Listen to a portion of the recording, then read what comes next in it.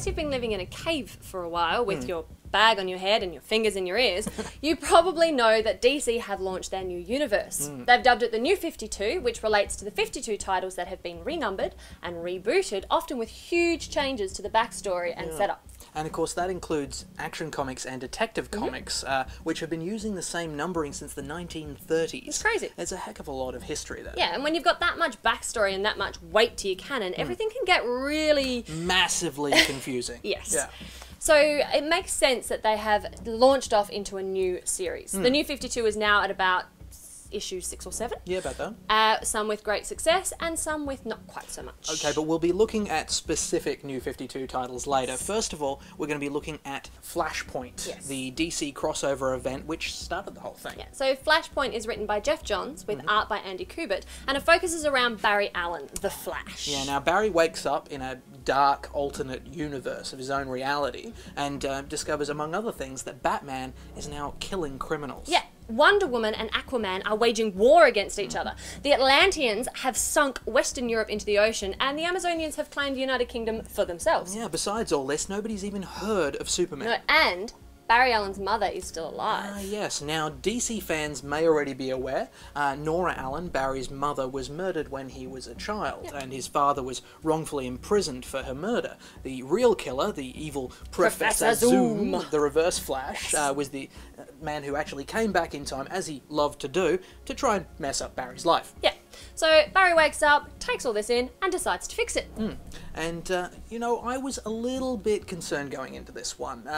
Dark alternate realities, not exactly untrodden ground for the DC comics. Yeah, I know what you're saying, Al, and quite frankly, I was a little disappointed with it as well. This is supposed to be the jumping off point into a brand new DC universe, and they go with something that cliched? Yeah, I'm a bit surprised that you're not more enthusiastic about it, really. So was I. As you will come to know, I am a huge superhero fan. I love the genre.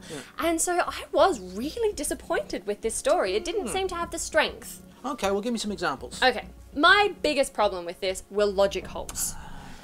The idea behind Flashpoint is that it focuses around a butterfly effect. Okay, which is the concept that one action can cause a ripple effect that changes everything around it. Yes. Not so much talking about the awful movie of the same name. No.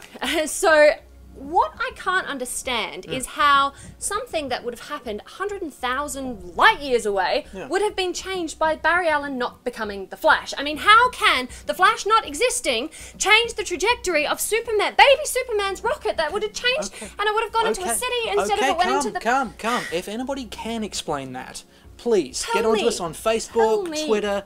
Let us know, because we're a bit befuddled. Yes. You know what? I think we should actually look at some more of the positive aspects. We're painting a little dark so far, and there are a lot of good things to this. I mean, the Batman storyline had that fantastic twist, which we will not spoil for anyone, but it was fantastic. And the art is great. Andy Kubert is a genius. Oh, yeah. I love this man's work and have done for a long time. Everything he does is gold. And the way that he's realised the DC characters in Flashpoint is amazing. Every panel is bursting with detail. It really leaps off the page at you. Yeah, but on the topic of the random DC characters, there were a heck of a lot of them. Yeah, but there has to be. It's a crossover. It's a capital E event.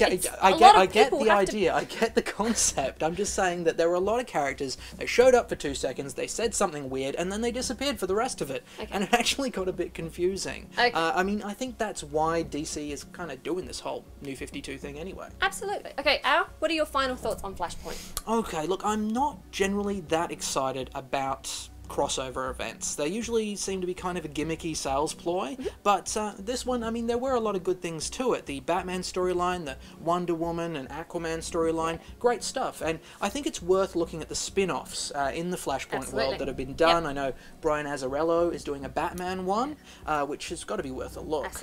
And I think that a lot of the better plot points within Flashpoint were kind of glossed over. Yeah, no, I totally understand what you're saying. I think as a standalone Flash story, Flashpoint is amazing, but as the leaping off point into the new DC universe, I just don't think it had the strength to kind of hold up that kind of weight. You're better off heading straight to the New 52 and going with your favourite characters. So this, for me, is a borrow. If you're a Flash fan, upgrade that to a buy, but personally, yeah, it's a borrow for me. Okay, well look, it's a borrow for me as well. I think there's a lot of good stuff to be had in here, but it didn't quite rock my world the way I wanted it to. Cool.